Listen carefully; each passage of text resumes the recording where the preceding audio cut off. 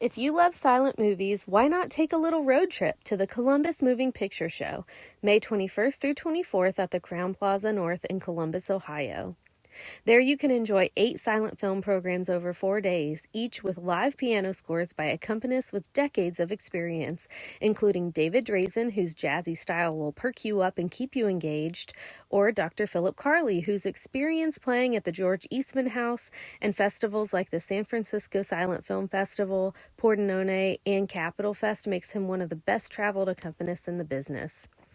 Among the screenings will be Nell Gwynn starring Dorothy Gish as the Restoration-era actress who seduced King Charles II in England. Our Dancing Daughters starring Joan Crawford and Anita Page as flappers in the Roaring Twenties with an introduction by Crawford biographer Scott Eyman. Love, starring real-life lovers Greta Garbo and John Gilbert in a silent film adaptation of Tolstoy's Anna Karenina, introduced by Garbo relative and biographer Scott Ricefield. And a recently rediscovered comedy once thought to be lost called Taxi Taxi, starring Edward Everett Horton and Marion Nixon, with an introduction by Nixon and Laura LaPlante biographer Laura Geralds.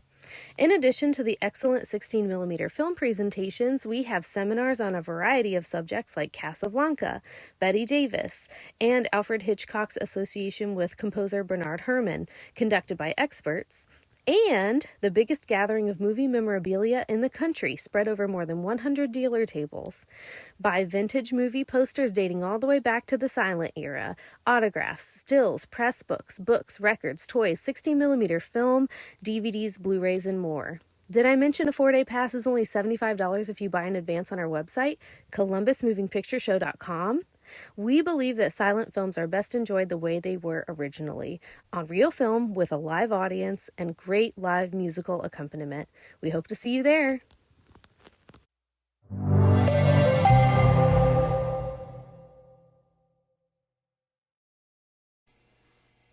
I love when people laugh. I love when people cry. I like a story to say something. And I hope the audience feels happier leaving the theater than when it came in. That's a quote from the incredibly talented director of this episode's Spotlight film, Leo McCarey. He's the director, not the film.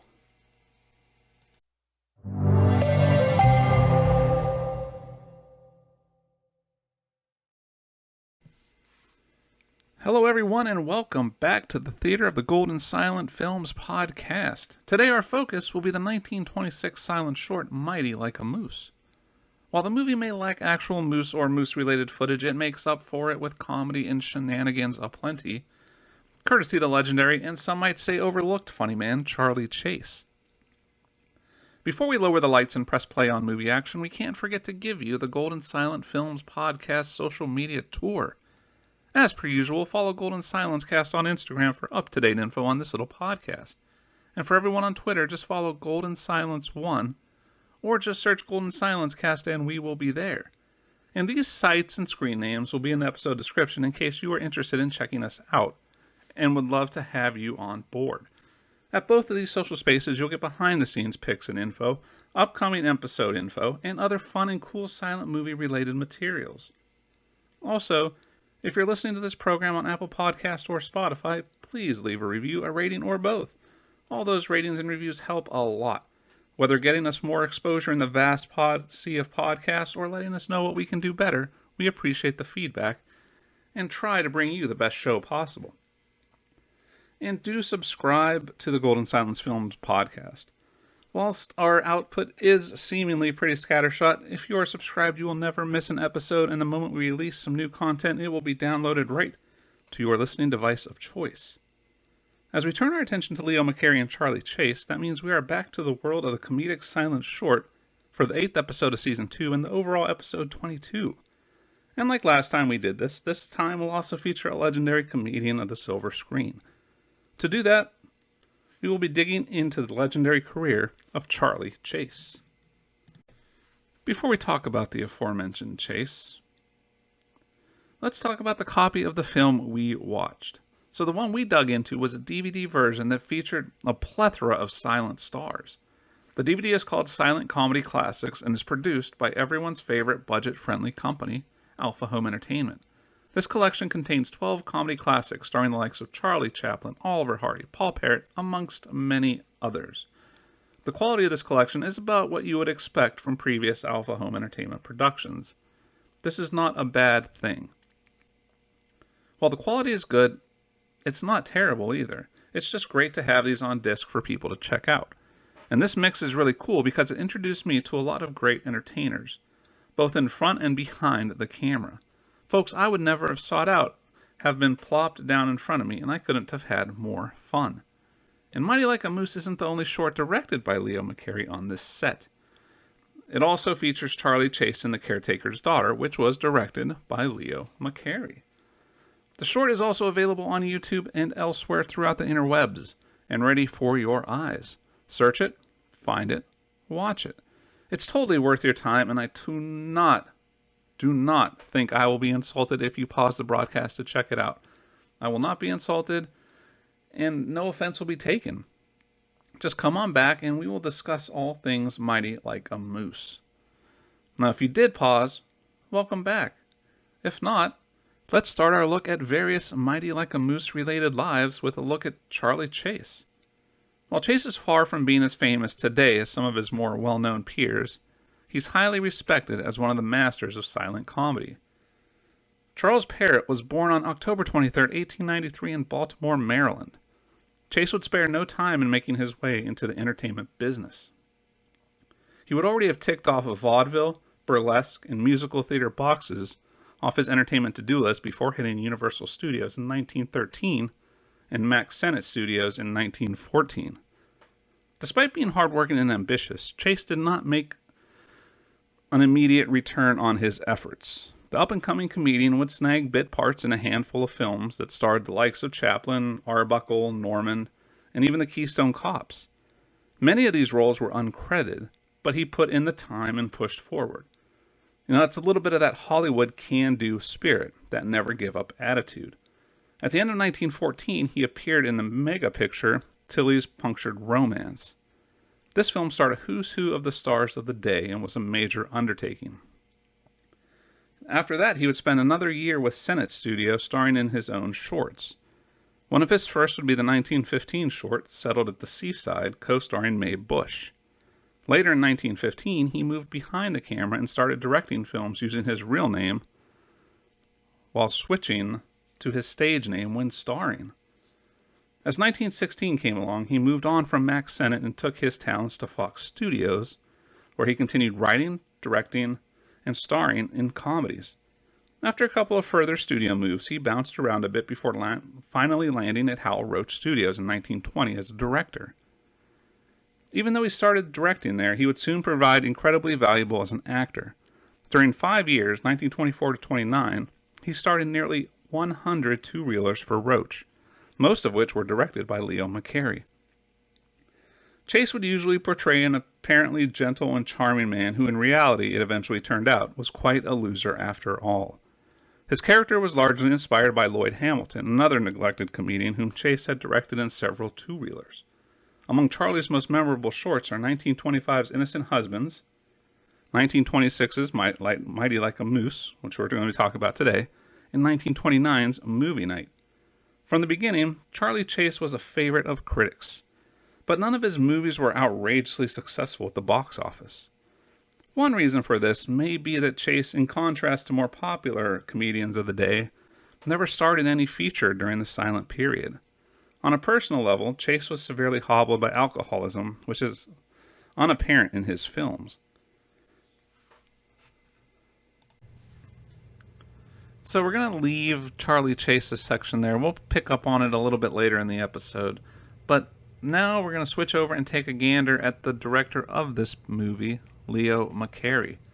Thomas Leo McCarey was born on October 3rd, 1898 in Los Angeles, California. His father was Thomas J. McCarey, whom the Los Angeles Times called the greatest fight promoter in the world.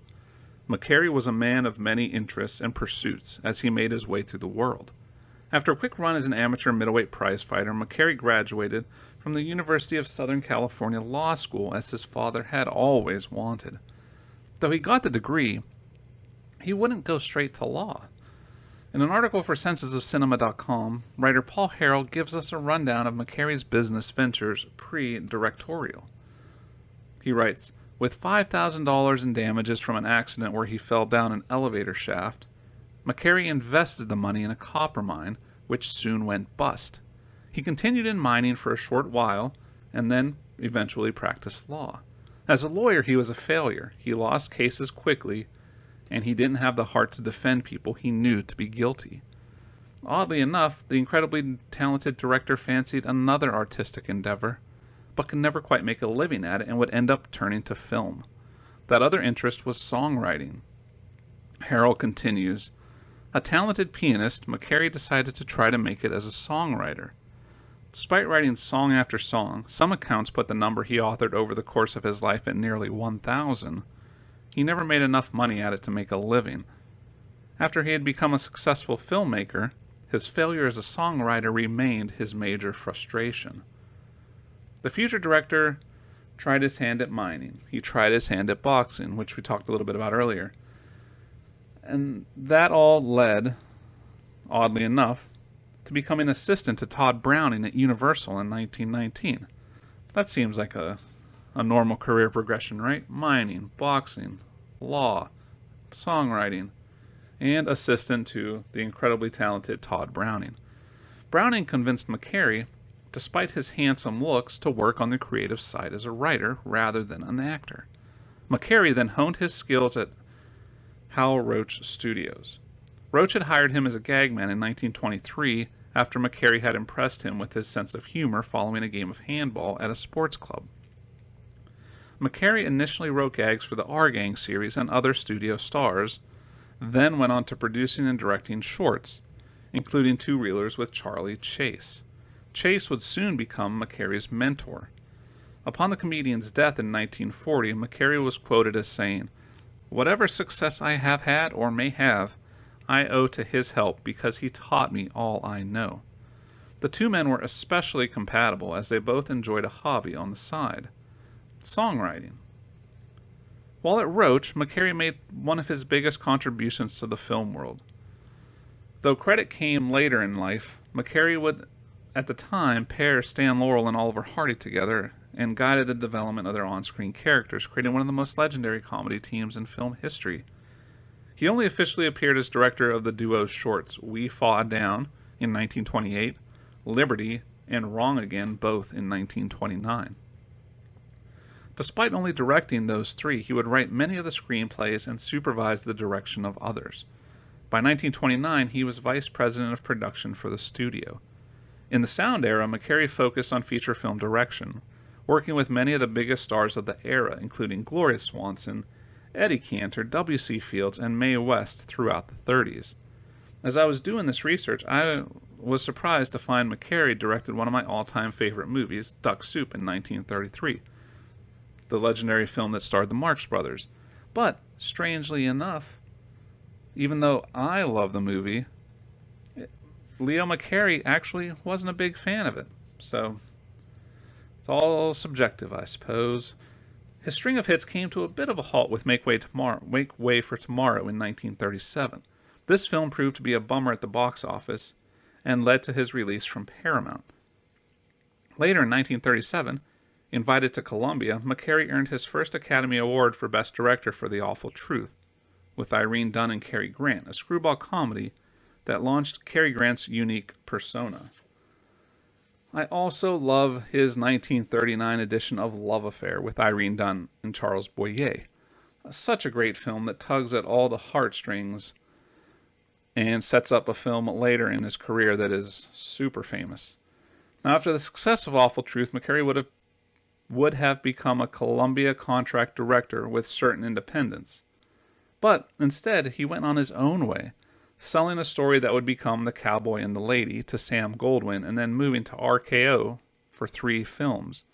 A car accident in 1940 prevented him from directing My Favorite Wife, a kind of follow-up to The Awful Truth with the same 2 stars, so it was turned over to Garson Kanin, though McCary worked on some of the editing. McCary was a devout Roman Catholic and was deeply concerned with social issues. During the 1940s, his work became more serious and his politics more conservative. In 1944, he directed Going My Way, a story about an enterprising priest, a youthful father, Chuck O'Malley, played by Bing Crosby, for which he won his second Best Director Oscar, and Crosby won Best Actor Oscar. McCary's share in the profits from this smash hit gave him the highest reported income in the U.S. for 1944, and its follow-up, 1945's The Bells of St. Mary's, which paired Crosby with Ingrid Bergman and was made by McCary's newly formed production company, was similarly successful. According to writer Paul Harrell, McCary acknowledged that the film is largely based on his aunt, Sister Mary Benedict, who died of typhoid. McCary would even testify as a friendly witness early on in the hearings of the Un-American Activities Committee, which was investigating communist activity in Hollywood. So as you see his leanings towards real life, towards politics, it's not a surprise that biographical topics from his life often made their way onto his films. Again, Paul Harrell writes, "The fact that McCary alluded to his life in films does not necessarily, of course, make him a great director. It does show, however, how deeply he thought of cinema as an avenue for personal expression. McCary may have liked, as was often quoted, a little bit of the fairy tale in his films, but this inclusion of his real world shows there was something more complicated and nuanced going on than that seemingly innocent phrase initially suggests. He clearly thought that, in the cinema, even fantasies needed to be anchored in the actual and specific in order for them to be convincing." The public reacted negatively to some of his films post-World War II. Films like his anti-communist film My Son John in 1952 failed at the box office. But 5 years later, he co-wrote, produced, and directed An Affair to Remember. That's the famous film I was talking about earlier. The film, starring Cary Grant and Deborah Kerr, was a remake with exactly the same script of his 1939 original with the duo of Dunn and Boyer. He followed this hit with Rally Around the Flag Boys in 1958, a comedy starring Paul Newman and Joanne Woodward. His last picture was the poorly received Satan Never Sleeps in 1962, which, like My Son John, was totally a critique of communism. French director Jean Renoir once paid the great tribute of saying that Leo McCary understood people better than any other Hollywood director. McCary died on July 5, 1969, age 70, from emphysema. He was interred in the Holy Cross Cemetery in Culver City, California. In 1978, Leo McCary's production records, including scripts, budgets, and correspondence, were donated to the Charles Feldman Library at the American Film Institute in Beverly Hills. Now, with the story of two dudes with attitude out of the way, let's talk about the leading lady of silliness yet to come on this ridiculous silent little excursion. That would be the incredibly talented star of stage and screen, Vivien Oakland. She was born Vivien Ruth Anderson in San Francisco, California on May 20th, 1895. Oakland was one of 4 children. Her parents were 2 Norwegians, Edward Anderson and Anna Martine Olsen, hailing from Fredrikstad, Norway. Her other 3 siblings were brothers Edward and Herbert, and her younger sister Edna, born Edna Martine Dagmar Anderson on August 21st, 1897. With family patriarch Edward dead since 1898, Mother Anna saw a chance to give the family a slight change of scenery in 1906. Well, Mother Nature also provided a historically terrifying reason to move and relocate with her children. That reason came in the form of the 1906 San Francisco earthquake. On April 18, 1906, the coast of Northern California was hit by a 7.9 magnitude earthquake, which led to horrifically devastating fires that lasted for days. With 3,000 people dead and 80% of the city destroyed, it remains one of the worst natural disasters in United States history. Shortly after the initial chaos across the bay, the city of Oakland's population doubled, with refugees fleeing the now destroyed San Francisco. One of these families was the Andersons. As the Anderson children grew up, Vivien would be bitten by the showbiz bug. But she wouldn't be the only one in the family. Her sister Edna had stars in her eyes, too. On stage, they would often perform as the Oakland sisters, Vivien and Dagmar. 1917 would see Vivien enter into wedded bliss with Australian vaudeville and screen actor John T. Murray. The two would remain married until his death in 1957. They would have a daughter named Joan. The entertainment career of Vivien Oakland was long and fruitful. Between 1915 and 1951, she appeared in nearly 160 films. In fact, she starred in a handful of Laurel and Hardy shorts, including the 1928 McCarey-helmed We Fall Down. In addition to work on film side of things, she was also regularly working the stages of Broadway in the late teens and 20s. Vivien Oakland's final film appearance came in 1951. She retired from acting that year and settled down with her family in Sherman Oaks, California. After her husband's passing in 1957, Oakland would pass away on August 1st, 1958, at the age of 63. Now, before we start the film proper, let's do what we do best here at the podcast and go on a tangent for a bit. This movie features some major dental and major facial surgery work. So that got me curious about the world of plastic surgery in the 1920s, which led to the Golden Silent Films podcast Crack Research Department taking a look into the history of the nose job, the old rhinoplasty, getting some work done on the schnoz, the proboscis, the beak, the snoot, the sniffer, the honker. The nose job has existed for an incredibly long time. In fact, one of the first recorded rhinoplasty procedures was performed in ancient India in 6th century BC. This ancient procedure would see a flap of skin from the patient's cheek being removed and then repurposed to mold a new nose. Although the Age of Enlightenment flourished in other disciplines, antagonism and envy among surgeons and constraints by the church superseded scientific objectivity in medicine. Thus, nasal reconstruction stagnated in Europe for centuries, waiting for a spark to be reignited. In an article for The Atlantic entitled Sculpting Identity, The History of the Nose Job, writer Tiffany Hersey gives some insight into the catalyst for a nose job revolution. She writes, "It wasn't until a European syphilis epidemic in the late 16th century that cosmetic nasal surgery gathered much attention in the West. One of the unfortunate symptoms of an advanced syphilis is soft tissue decay, which affects the nose and leaves a gaping hole in the middle of one's face. Such a disfigurement carried the social stigma of disease and infection, even if the afflicted had lost their nose by other means. Different methods were employed to recreate noses. One of the most popular procedures involved taking skin from the patient's arm and grafting it to their face in an effort to make a new nose, or something resembling one anyway. It wasn't until the late 19th century that North America would see a rise in plastic surgery popularity in North America. Americans sought to change features they felt were not so aesthetically pleasing. Whether it was big noses or unfortunate jawlines, nothing was immune to being uncorrectable."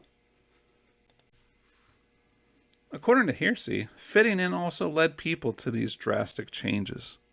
These pioneers of cosmetic surgery included patients who went under the knife to remove racial signifiers.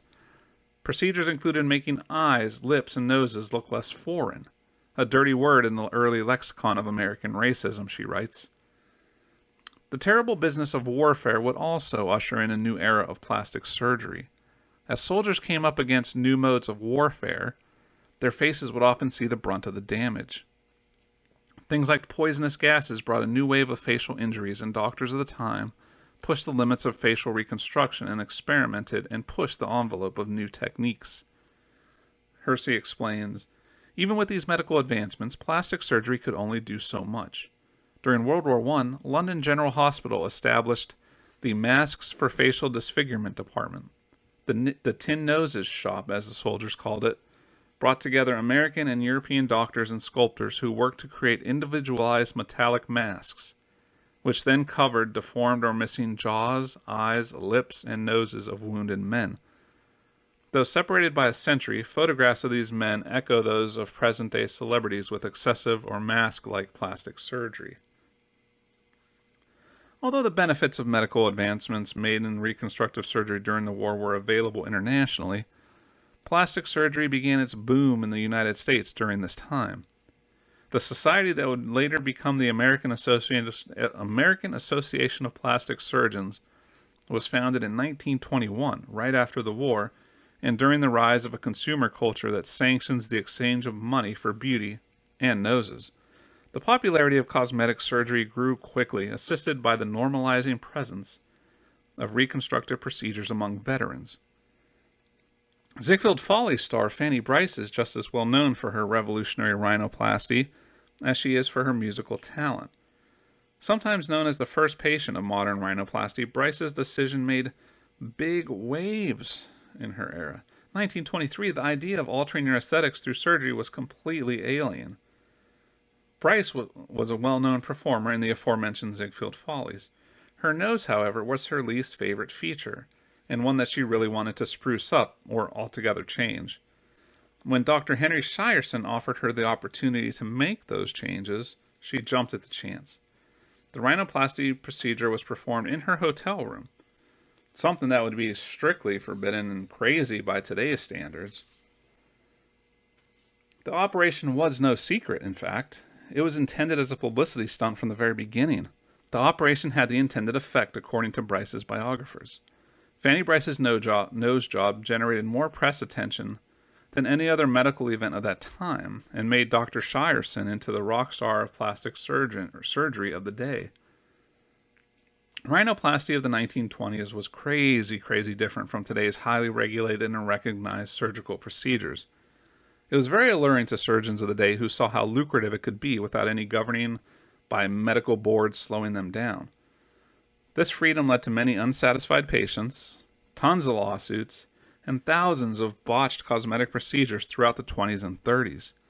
The more attention plastic surgery received, the more it became obvious that a regulating body was needed to protect patients and ensure the integrity of surgeons. Fanny Brice's rhinoplasty and the attention it received helped set the scene to create the American Board of Plastic Surgery. Now, those historical nose jobs leads us to the cinematic nose job in question performed on Vivien, Oakland, and all the hijinks that ensue in today's film, Mighty Like a Moose. So, without further ado, let's start the show and roll those opening credits. So we are all gathered here today for Charley, Chase, and Mighty Like a Moose, with Vivien Oakland, Anne Howe, the radio girl, Charles Clary, Gail Henry, Malcolm Denny, and Buddy the dog. Now, before we get too far into the credits, I am sure you are asking yourself the same question I did as I watched this.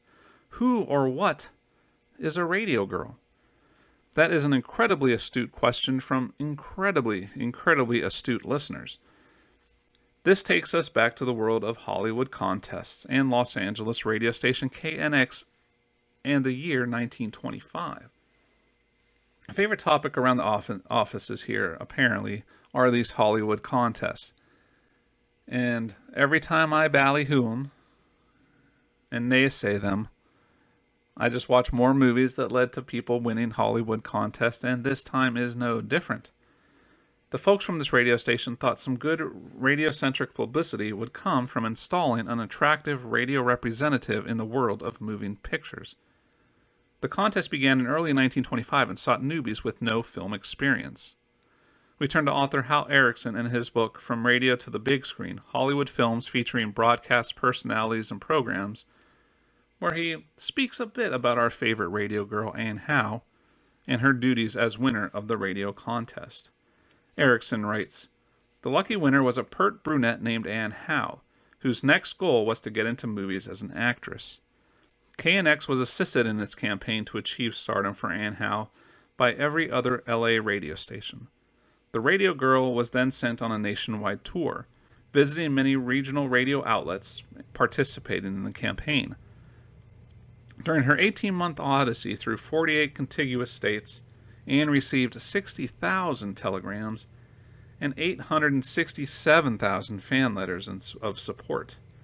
Erickson continues, "When Hollywood beckoned Anne to their hallowed studio halls, the trades announced that her debut film would be the semi-autobiographical Anne of Tin Pan Alley, followed by 4 additional starring vehicles. Instead, her only known silent screen appearance was in the Hal Roach two-reel comedy, Mighty Like a Moose, released July 18, 1926. Billed third in the cast as Anne Howe, the radio girl, the novice actress is consigned to the very small, almost infinitesimal role as the couple's maid. Sporting a Dutch bob, Anne appears for approximately 55 seconds and never has a close-up. Indeed, she spends most of her time being shoved out of camera range by the 2 leading players. A showcase it isn't. Erickson continues, the Anne Howe story was kept alive by the press for the next 2 years, by which time Hollywood was in the process of converting to talkies. Anne must have briefly relocated to New York during this period, since her next screen credit is the Vitaphone short The Wild Westerner, released on November 14th, 1928. This preppy little one-reeler is dominated by vaudevillian Val Harris in his established characterization as a decrepit old man with an eye for delectable young damsels. As an Eastern gal named Remington, Anne sings and dances 2 songs with the star, The Grass Grows Greener and Wobbly Walk, and also cracks a few jokes. Still not a showcase, but Anne is quite appealing, he writes. And that, folks, is the true Hollywood story of the first and possibly only radio girl. I say this over and over, but stories like this are why I love making this show. Finding these people and stories that are basically lost in the fog of time, and hopefully reigniting and reminding people of these fascinating people in their lives. But back to the credits. Directed by Leo McCarey, photographed by Len Powers, edited by Richard Currier, supervising director F. Richard Jones, and titles by H. M. Walker. This film premiered in 1926, June 21st, 1926, and I believe got its wider release on July 18th, 1926, and runs at a cool, well-paced 23 minutes. The film starts with a great description of our leads, and sets up the forthcoming story of ugly people with really poor observation skills. It tells us this is a story of homely people, a wife with a face that would stop a clock, and her husband with a face that would start it again. Mr. Moose is the first of these hideous creatures we meet. His fatal aesthetic flaw is his buck teeth, as the movie so eloquently tells us.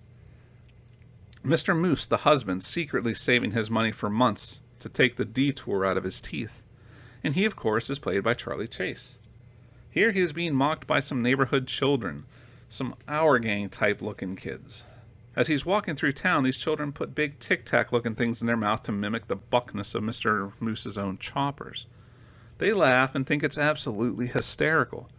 He tries to be tough and run them off, only to run into a police officer who is not so happy to be run into. Next, we meet our second incredibly ugly lead in this short, the wife. If Mussolini had a nose like hers, his wound would have been fatal, played by Vivien Oakland. Now, Italian fascist leader / dictator Benito Mussolini was not without his enemies.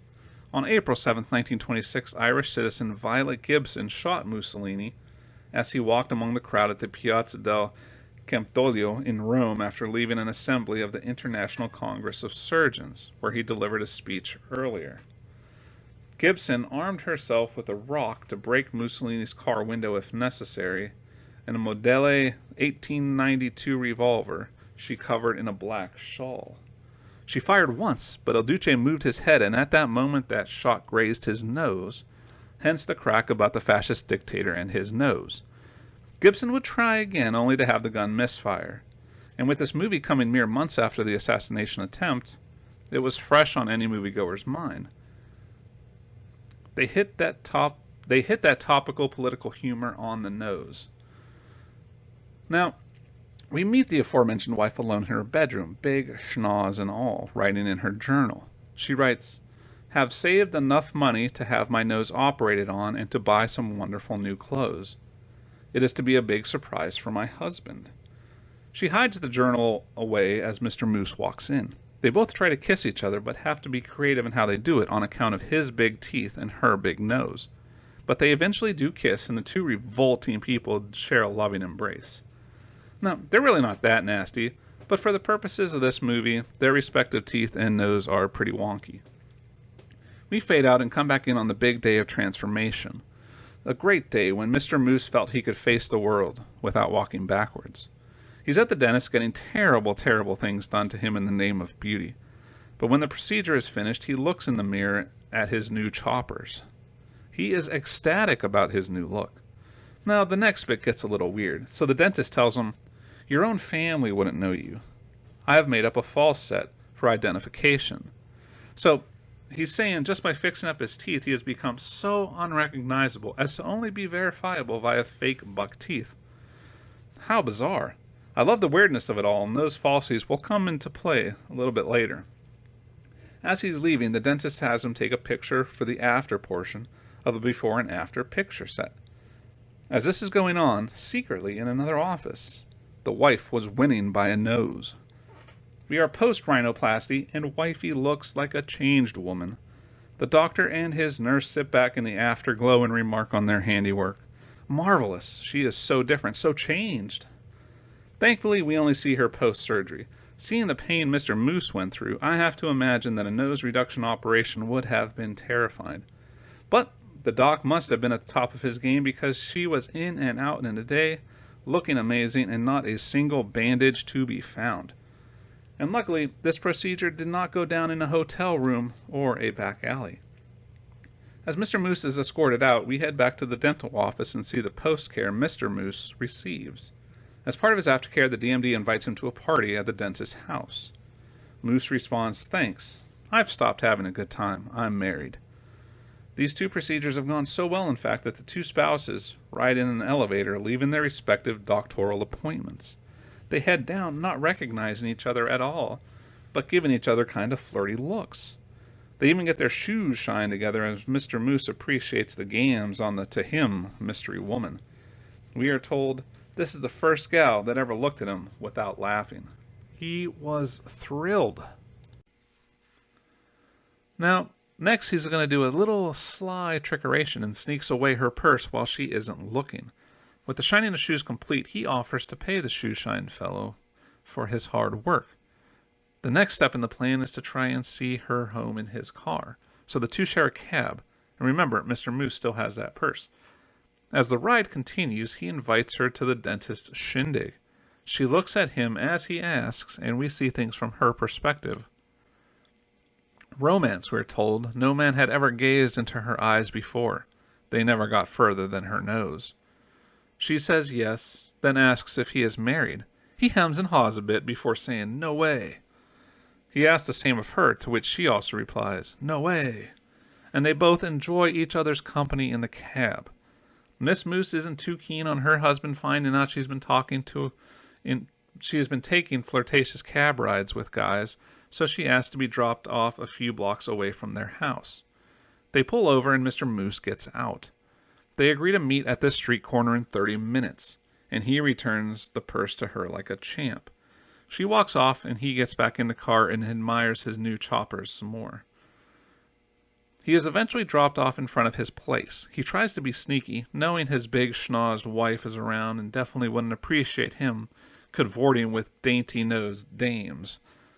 His plans for being all stealth-like are screwed when he sneaks in and his dog attacks. The dog doesn't recognize his owner, you see, with all that dental work. To calm the dog down, Mr. Moose puts in those fake teeth, and the dog accepts him as his master because of the terrible teeth. Now, this next bit is some super cleverly staged comedy between Charley Chase and Vivien Oakland. We see a series of gimmicks and near misses as the wedded couple sneaks around trying to avoid the other. Like a lot of silent comedy, this section of the film is best experienced by the viewer. It's incredibly fun and a great staging of antics that really ups the ante in terms of anxiety and near misses, and will they find each other or not. Now, during this part, the two do see each other, but they never see the face of the other, so they never notice, and that major surgery has been done. That really adds to the creativity of all this. They both get dressed up in their party finest, without the other being any the wiser. Great stuff. A lot of good visual gags. So after all that jazz, the two make it to their appointed rendezvous point and head off to the party together. This scene is a great example of the comedy chops of everyone involved in this film. And having an eye like McCarey's behind the camera really helped bring it all together. In an article for the HarvardFilmArchive.org, we learn, McCarey's genius with the funny side of things stems from his multifaceted sense of comedy, which ranges from slapstick of Laurel and Hardy pie fights to the observational comedy of Ruggles of Red Gap, to the crazy comedy of the war montage in Duck Soup, the early screwball of Indiscreet and the farce of the Milky Way, the romantic comedy of The Awful Truth, and the satire of Rally Round the Flag Boys, and the touches of black humor in Once Upon a Honeymoon. The doctor's parties, we find out, are most exclusive. Nobody was invited but friends, acquaintances, and strangers. So the party has begun, and while everyone is inside living La Vida Loca, two men are outside a window peering in. The one says, "Grab a good flashlight. We've been trying for weeks to get something on the dock." Now we see that one of the men has a police baton. These coppers are sniffing around the gala and ready to make their move. As the two G-men percolate outside, the new and improved mooses make their way into the shindig. They make small talk with the doc before the doc swoops in and takes the missus off for a dance. Mr. Moose is left with the doc's daughter or wife, who only knows the polka, I think it's his daughter, who only knows the polka on account of not having danced since 1888. The two of them polka about as he watches his new babe dancing with other folks. All he keeps getting to do is the polka. Now this dance bit also has some really cool staging. It was set up like nothing I've ever seen before. The whole story of this segment was told with feet. You knew exactly what was going on just watching everyone from the shins down. It would have been super easy to run through this normally, just watching everything unfold. But McCarey took the creative approach and told the story with dancing feet, and I super was into it. The staging, not the feet. Not that there's anything wrong with that. As the dancing continues, the police have made entry into the house and are searching and sneaking around. Well, there isn't much they're going to find after all. There's nothing wrong with the party, says the one cop, but the chief says to arrest everybody for practice.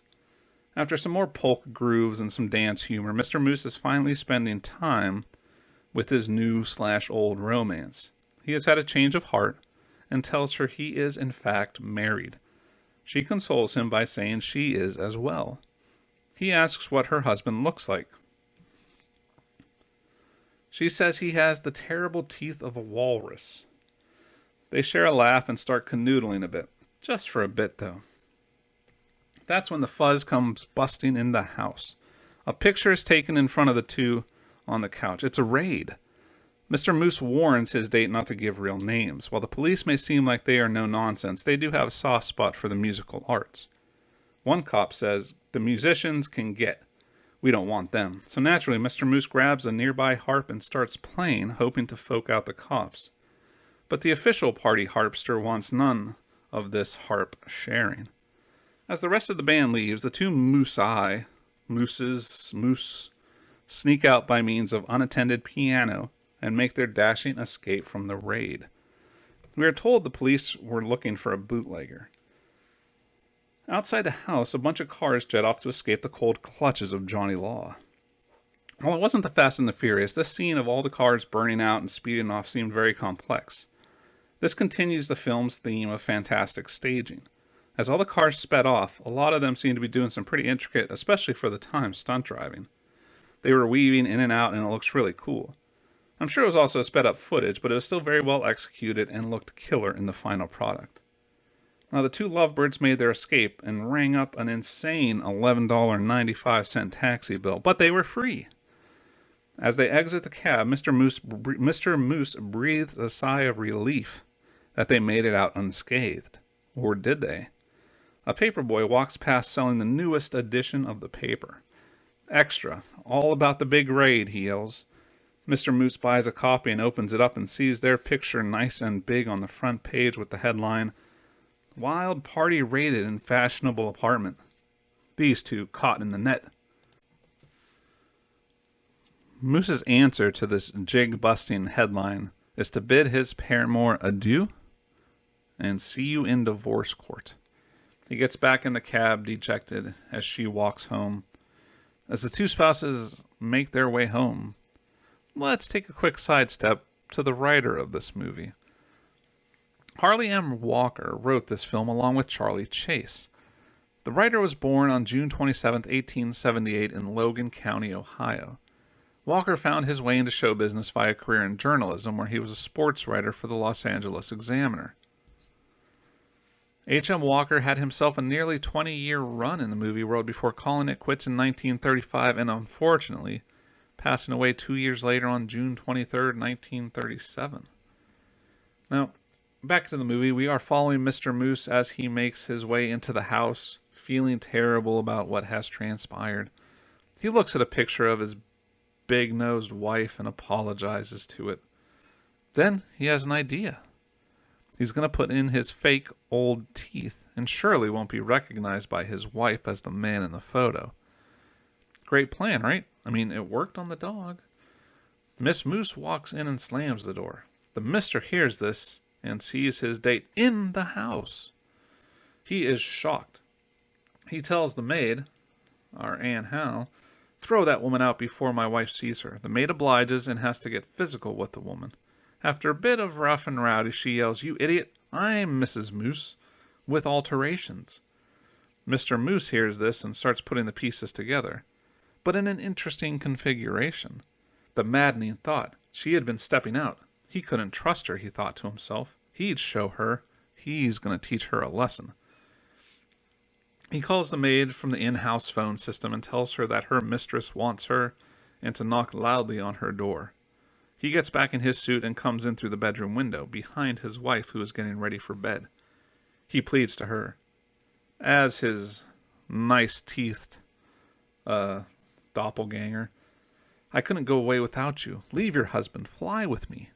She avoids his advances as the maid knocks on the door. He jumps back out the window, dresses back in his robe and bad teeth. He makes his wife feel like a jerk about the secret surgery and the cavorting, especially the cavorting. She talks about her nose lift, but Mr. Moose says, "See my lawyer. He'll lift it some more." Again with the quick change theatrics. This ruse continues a couple more times, each time Mr. Moose ups the ante, to the point where she now thinks her husband has a gun and will kill her and her lover. This is definitely taking a quick turn towards the dark side, if you will. He even stages a fight between his two personas behind a dressing wall as his wife listens to the fracas, unable to do anything. A lot of this routine was literally physically impossible, but it still came out pretty darn entertaining. Now, as the one-man fight continues, Miss Moose flips through the paper and sees an ad for her husband's dentist, and it has the before and after picture that was taken earlier. With a wry smile, she realizes what has been going on in all of her husband's theatrics. Now she starts laughing at all this silliness. As his nonsense comes to an end, she shows him the before and after picture. The jig is up. He's been outed. He was the cur all along, which she acknowledges with a punch to his face. After the punch, she realizes his fake bad teeth are gone. He looks all over for them, only to find them in the dog's mouth, Grandpa Simpson and Turtle style. And that, folks, is how the picture comes to an end. I really enjoyed this movie. I mentioned it earlier, but the timing of the comedy, the staging of this short was impeccable. They really got the most out of this absurd plot. When it started, I thought the story was ridiculous. But the laughs and the timing carried the day, and I was so invested in the story that anything else was forgotten. Such great work. Now, the DVD version by Alpha Home Entertainment had original music by Don Kinnear, which was actually pretty fun and fit well with all the silly action playing out in front of us. So that was a definite plus and added to the experience.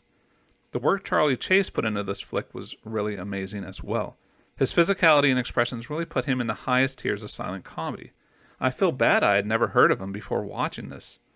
The fight scene with himself was particularly funny and entertaining, if not at all remotely plausible.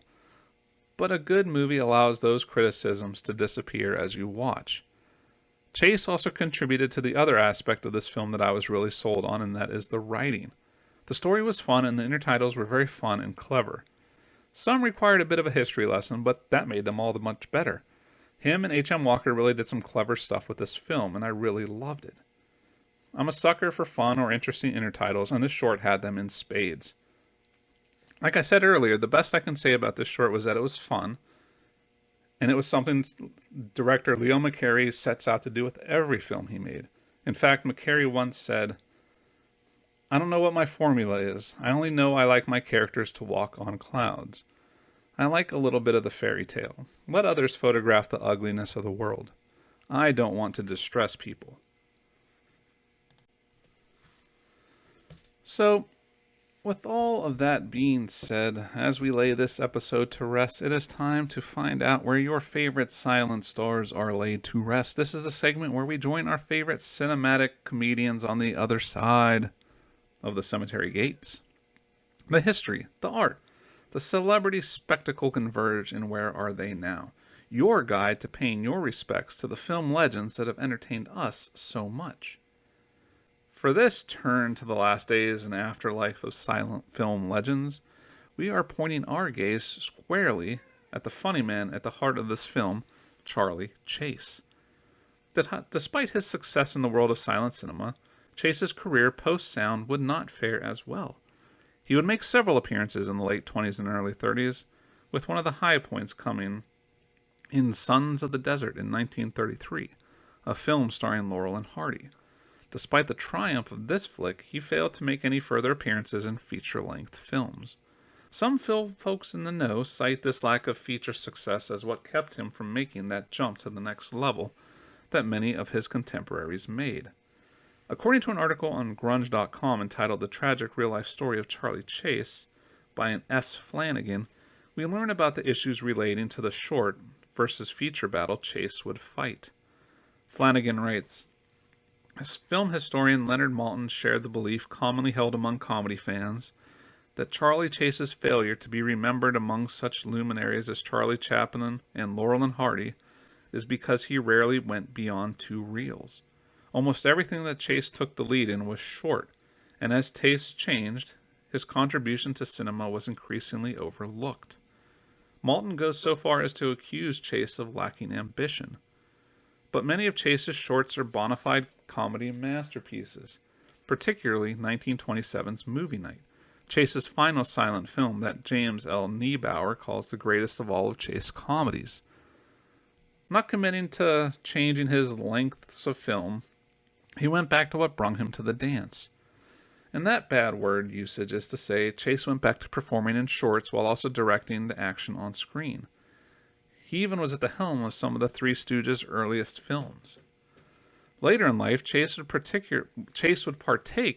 in the alcohol and suffer bouts of depression. That hard living would take its toll on the funny man. Further exacerbating Chase's troubles, 1939 would see the death of his younger brother, James. This comedy writing, directing younger sibling had his issues with drink and drugs as well. As James's addictions worsened, he had trouble staying employed and would receive some support from the older Chase. James died on May 10, 1939, at the age of 41 as a result of heart failure. This loss was a lot for Charley to take, and to be honest, he did not take it well. He threw himself into work and did it relentlessly. But that big workload increased his drinking habits. This stressful lifestyle led to Chase dying of a heart attack in Hollywood, California, on June 20th, 1940, a little over a year after his brother's death. Charley was only 46 years old. Chase married his wife, Bebe Elting, in 1914, a marriage that lasted until his death and resulted in the conception of 2 daughters, Polly and June. Chase was interred in the Forest Lawn Memorial Cemetery in Glendale, California. He rests near his wife in the aforementioned cemetery. For his contributions to the film and motion picture industry, Chase posthumously received a star on the Hollywood Walk of Fame on February 8, 1960. You can find this star at 6630 Hollywood Boulevard. As this episode comes to a close, we want to thank you for sharing this little comedy adventure with us. Did you enjoy our first dip in the pool of comedy that is Charley Chase? What are some of your favorite Leo McCarey films? Let us know all that and more at the various social media centers of the Golden Silent Films podcast.